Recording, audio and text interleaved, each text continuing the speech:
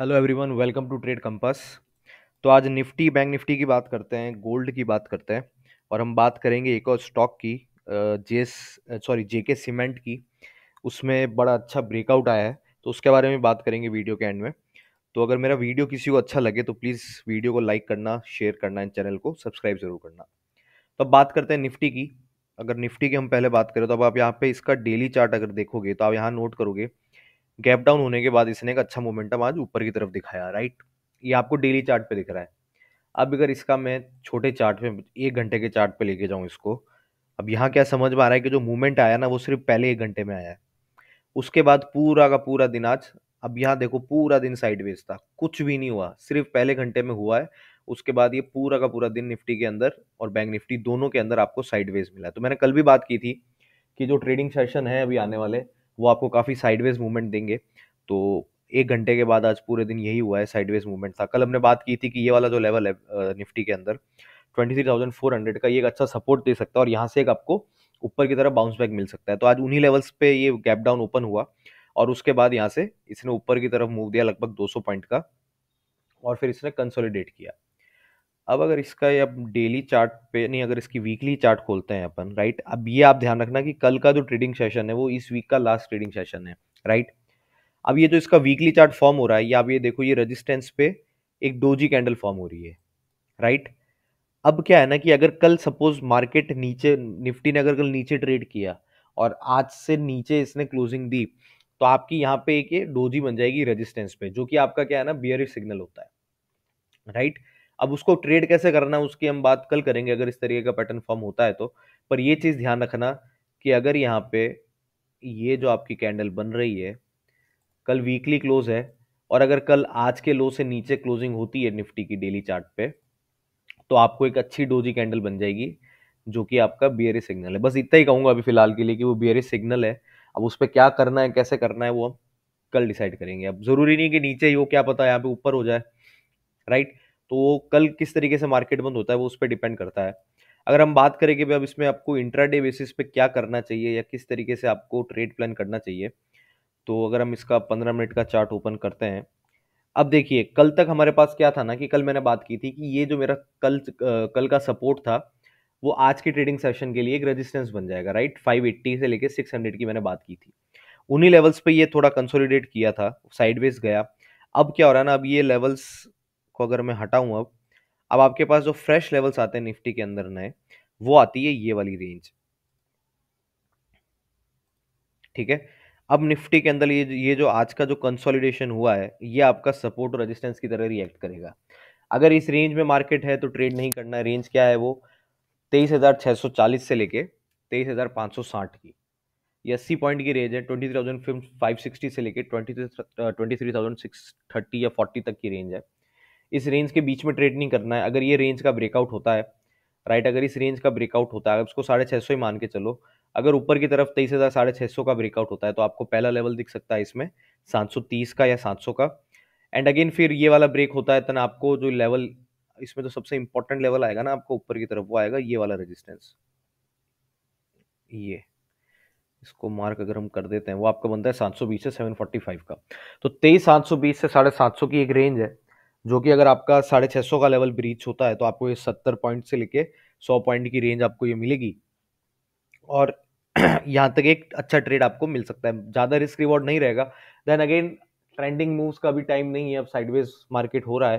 तो अगर कोई ऑप्शन सेल करता है तो उसके लिए ये वाला भी मेजरली ऊपर की तरफ रेजिस्टेंस फिलहाल के लिए रहेगा 23,720 और 23,750, ये एक रेंज रहेगी। अगर कल किसी वजह से मूव आता है और ये वाला लेवल भी ब्रीच होता है, देन अगेन 23,830 और फिर ऊपर की तरफ 23,870, ये आपकी, अगर ये वाला लेवल ब्रीच होता है आपका, तो ये आपकी निफ्टी के अंदर रेंज रहेगी। अगर नीचे की बात कर लेते हैं निफ्टी के अंदर, अगर आप नीचे की बात करोगे तो नीचे के अंदर जो आपका आज की रेंज का जो ये साइडवेज मूवमेंट की रेंज बनी थी, उसका जो लो है आपका 23,560 का, अगर वो ब्रीच होता है तो अगेन आपके पास जो लेवल आएगा आपका, वो आएगा ये वाला नेक्स्ट सपोर्ट 23,500 का आएगा। और अगर 23,500 ब्रेक हो जाता है, देन अगेन 23,400 का आपका सपोर्ट, जहां से आज इसने बाउंस बैक दिया था, वो अगेन आपका एज अ सपोर्ट रिएक्ट करेगा, राइट। तो 23,560 टूटने के बाद आपके लेवल्स आते हैं, एक सेकंड अगर मैं दिखाऊं, 23,560 टूटने के बाद निफ्टी के अंदर आपका पहला लेवल आता है 23,500 का, उसके बाद ये वाला लेवल टूटता है, देन आपको 23,400 तक का मूव निफ्टी के अंदर नीचे की तरफ मिल सकता है। ऊपर की तरफ अगर बात करें, मैं लेवल वापस क्लियर करूँ, 23,650 के ऊपर अगर मार्केट जाता है निफ्टी के अंदर, आपको पहला मूव निफ्टी में दिख सकता है। जो पहली आपकी रेजिस्टेंस आएगी वो 23,720 से लेके 23,750 की आएगी। और फिर अगर ये वाला लेवल आपका ब्रीच होता है, तो ये वाला लेवल ब्रीच होने पे 23,850 से लेके 870 की आपकी नेक्स्ट जो इसकी रेजिस्टेंस है वो आएगी। अब अगर बैंक निफ्टी की बात करते हैं, तो बैंक निफ्टी में भी जैसे जैसे आपका निफ्टी के अंदर था, पहले घंटे के बाद कोई मूवमेंट नहीं हुआ, पूरे दिन मार्केट साइडवेज रहा। तो जैसे हमने निफ्टी में भी किया था, उसी रेंज को हम लोग एक सपोर्ट रेजिस्टेंस की तरह मान के चलेंगे। अगर मैं ये बनाऊं आपका, तो आपके वो लेवल आते हैं, इसमें जो लेवल आ रहा है ना आपका, वो आपका लगभग 200 पॉइंट का आ रहा है बैंक निफ्टी के अंदर। तो वो लेवल क्या है, 51,500 से लेके 51,720 तक का, ये आपका 220 पॉइंट का एक लेवल है। तो अगर इस लेवल के बीच में कहीं बैंक निफ्टी ट्रेड करता है, तो ट्रेडिंग अवॉइड करनी है, पोजीशन नहीं लेनी है। पर अगर इस लेवल का ब्रीच होता है ऊपर की तरफ, अगर ये ब्रीच होता है 51,720 का, तो आपको जो पहली रेजिस्टेंस मिलेगी वो आपको मिलेगी अराउंड 870 तक, 51,870 तक पहली रेजिस्टेंस मिलेगी। और अगर ये वाला लेवल भी ब्रीच हो जाता है बैंक निफ्टी के अंदर, तो फिर आपका 52,000 का जो लेवल आएगा वो आपको एज ए रेजिस्टेंस इसमें रिएक्ट करेगा, राइट। तो ऊपर की तरफ लेवल कौन कौन सा आता है बैंक निफ्टी के अंदर, 51,720 क्रॉस होने के बाद पहला लेवल आता है 51,880 का। एंड फिर उसके बाद आता है आपका 52,000 से लेके 52,050 की एक रेंज बनती है, जो आपको नेक्स्ट रेजिस्टेंस की तरह रिएक्ट करेगी। अब अगर नीचे की तरफ बात करें, तो नीचे की तरफ बैंक निफ्टी के अंदर अगर आप देखोगे, अगर ये वाला लेवल ब्रीच होता है बैंक निफ्टी के अंदर, 51,500 का लेवल अगर ब्रीच होता है, तो आपका पहला नीचे की तरफ जो सपोर्ट है बैंक निफ्टी में, वो है आपका अराउंड 51,380 का। और अगर ये वाला लेवल भी ब्रीच होता है, तो फिर आज का जो लो था इसका, जहां से इसने बाउंस बैक दिया है, राइट, अगर सिर्फ उस पॉइंट को नहीं लेते हम, हमारी जो कल भी जो मैंने रेंज बताई थी ना, वही रेंज अभी भी नीचे बैंक निफ्टी की में इंटैक्ट रहेगी आपकी। रेंज क्या है वो, 51,016 से लेके 51,120 तक की रेंज, राइट। तो आपको अगर कल ये वाले लेवल्स ब्रीच होते हैं नीचे की तरफ बैंक निफ्टी में, तो 51,500 ब्रेक होने के बाद 51,380 का लेवल, और फिर नीचे की तरफ आपको जो मैंने अभी रेंज बताई 51,120 से लेके 51,020 तक की रेंज, ये 100 पॉइंट की रेंज है, ये आपको ये सपोर्ट रिएक्ट करेगी। ये भी अगर ब्रीच हो जाता है, तो फिर नीचे की तरफ आपके लेवल 50,800 आ जाते हैं, और फिर और नीचे आओ तो 50,600 आ जाता है। पर वो उम्मीद कम है कल होने की। अगर कोई एग्रेसिव सेलिंग आती है, क्योंकि कल क्या है ना कि मंथली एक्सपायरी भी है, तो क्या पता कल अगर कोई मान लीजिए बॉटम टूट, क्योंकि देखिए मैं क्यों कह रहा हूँ कि ये वाला लेवल नहीं टूटना है, बहुत कम चांसेस है, क्योंकि यहाँ पे आप देखो डेली चार्ट पे 200 डेज मूविंग एवरेज है बैंक निफ्टी के अंदर, राइट। तो आपका ये जो सपोर्ट बन जा रहा है ना इन लेवल्स का, ये और स्ट्रॉन्ग बन जाता है आपका ये सपोर्ट। इसलिए कल उम्मीद कम है कि ये वाला अगर मार्केट नीचे आता है तो ये वाला भी टूटेगा। पर अगर टूट जाता है, तो फिर आपका जो लेवल आता है 50,800 का आता है, और फिर उसके बाद 50,600 का आपका लेवल आता है नेक्स्ट बैंक निफ्टी के अंदर। तो इन चीज़ों का ध्यान रखना बैंक निफ्टी के अंदर। अगेन वापस रिपीट कर रहा हूँ मैं हर वीडियो में, अभी पिछले 2-3 दिनों से रिपीट कर रहा हूँ कि ऑप्शन बाइंग में नहीं, ऑप्शन सेलिंग में भी ध्यान देना है। ऑप्शन बाइंग के लिए रुक जाना है, पहले क्लियर हो जाए कि किस तरफ मूव करेगा निफ्टी या बैंक निफ्टी, उसके बाद हम लोग को एक डिसीजन ले सकते हैं। अगर आप गोल्ड की बात करते हैं, तो गोल्ड में मैंने, अगर आप मेरा कल का वीडियो देखोगे, गोल्ड में मैंने आपको 4 घंटे के चार्ट पे ये बताया था कि आप ये वाली कैंडल अगर देखते हो 4 घंटे की गोल्ड की, तो मार्केट इसी कैंडल के हाई और लो पे ट्रेड कर रहा था, करेक्ट।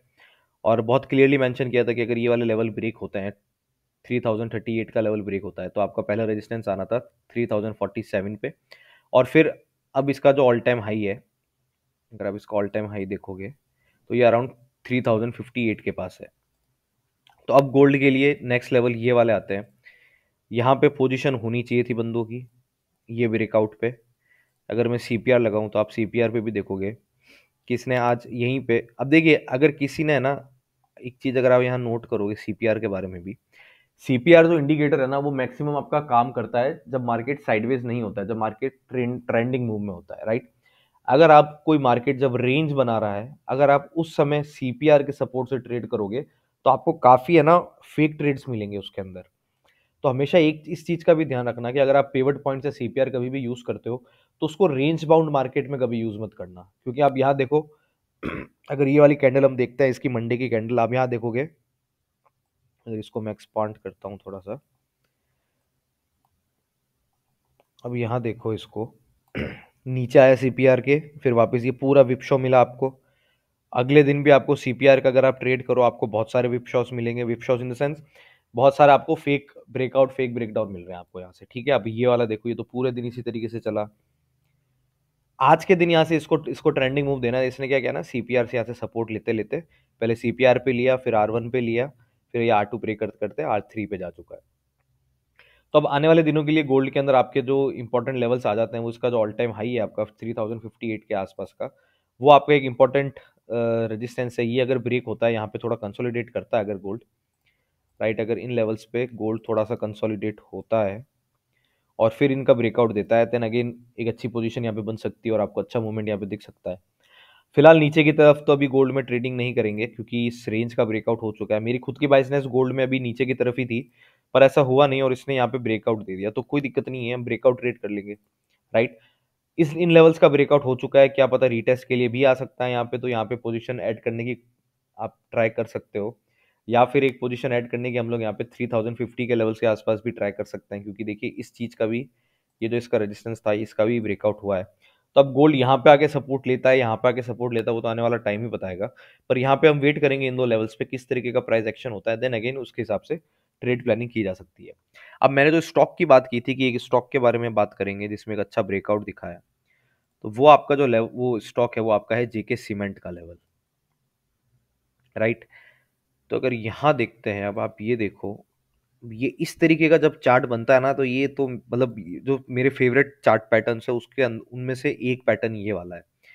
क्या हो रहा है, इसके अंदर मूवमेंट आया, कंसोलिडेट किया, करेक्शन दिया उसके बाद, और फिर आपका ये यहाँ पे एक फ्रेश मूव यहाँ पे चालू हो गया। तो अब यहाँ पे बाइंग अपॉर्चुनिटी आपकी कहाँ आती है, ये ब्रेकआउट पे, करेक्ट। और वॉल्यूम के साथ हुआ ये ब्रेकआउट, ऐसा नहीं है कि विदाउट वॉल्यूम ये ब्रेकआउट हुआ है। यहाँ पे देखोगे आपको यहाँ पे एक वॉल्यूम दिखती है, यहाँ पे नॉर्मल डेज जो आपके इतने दिन कंसोलिडेशन, ये जो इतने दिन आपका ये वॉल्यूम का कंसोलिडेशन चल रहा था, उसके बाद आपको एक ठीक ठाक एक वॉल्यूम कैंडल दिखी है इसकी, और इसके ब्रेकआउट पे आपको अच्छा ट्रेड मिल सकता है जेके सीमेंट के अंदर। एंड अगेन इसका जो ऊपर की तरफ नेक्स्ट लेवल है, वो आपका 5000 का लेवल आता है, राइट, जो कि यहाँ से आपका ज़्यादा दूर नहीं है, 115 पॉइंट ही है। पर अगर आप यहाँ देखोगे, अगर आपको कल है ना जेके सीमेंट यहाँ से मूव दिखाता है, राइट, अगर आपको यहाँ पे कहीं, क्योंकि देखिए कल सीपीआर है ना, मोस्ट प्रोबेबली इसका इसी रेंज के आसपास कहीं बनना चाहिए, इस तरीके से सीपीआर कहीं इसका बनना चाहिए। तो अगर यहाँ से ये इस तरीके से सपोर्ट लेता है और फिर एक ऊपर की तरफ मूव दिखाता है, तो यहाँ पे एक पोजीशन ऐड कर सकते हैं जेके सीमेंट के अंदर। पहला टारगेट आपका होगा इसका 5000 का टारगेट होगा। अगेन ये एनालिसिस है, मैं कोई आपको ट्रेडिंग कॉल्स नहीं दे रहा हूँ। अगर कोई ट्रेड करता है मेरी कॉल्स पे, तो वो मतलब आप अपने फाइनेंशियल एडवाइजर से पूछ लो पहले और उसके बाद ही करना। मैं यहाँ पे सिर्फ एक एनालिसिस प्रोवाइड कर रहा हूँ। तो अगर ये वाला लेवल, ये सीपीआर से यहाँ पे कंसोलिडेशन लेके, सपोर्ट लेके ऊपर की तरफ जाता है, तो उस कंसोलिडेशन के ब्रेकआउट पे आप ट्रेड इनिशिएट कर सकते हो, और फिर आपको ऊपर की तरफ पहला रेजिस्टेंस मिलेगा 5000 का, और फिर वो टूटने के बाद हम डिस्कस करेंगे आगे कि भाई अब किस तरीके से इसमें रिस्क मैनेजमेंट आपको करना चाहिए। तो ये आज था आपका गोल्ड का, मैंने गोल्ड के बारे में बात कर ली, निफ्टी, बैंक निफ्टी के बारे में बात की है, और हमने जेके सीमेंट के बारे में बात की है। तो अगर किसी को मेरा एनालिसिस अच्छा लगा हो, वीडियो अच्छा लगा हो, तो प्लीज़ लाइक करना, वीडियो को शेयर करना, एंड चैनल को सब्सक्राइब जरूर करना। Thank you.